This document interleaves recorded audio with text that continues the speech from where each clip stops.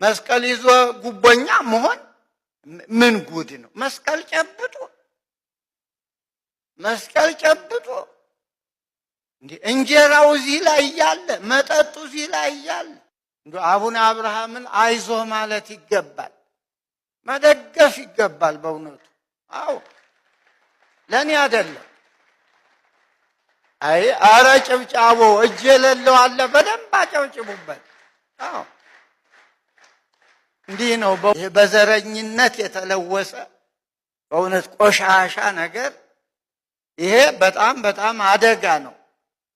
ያሳፍራል። ቀን ያልፋል፣ ያሳፍራል በእውነቱ። ምዕመናንን እየገደል እንዴ ነገ ያሳፍራል። ከእግዚአብሔር መንግስትም ያስወጣል በእውነቱ። እግዚአብሔር ምን ያርግ እንዴ?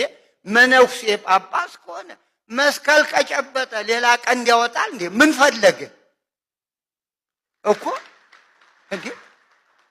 ምን ይፈለጋል? ቆይ እንደው ከዚህ ውጭ እኮ ምን አለ እንዴ? የመጨረሻው እንዴ አድማስ የመጨረሻው መነኩሴ ጵጵስና ነው። ከዚህ ወዲያ ምን ማለት ነው? እንደው ምን አምሮ ነው? ምን ለምሆን እና ይሄን እናንተም በእውነቱ ዝም አትበሉ ሊቃውንቱ። የእናንተ ዝምታ ነው እንዴ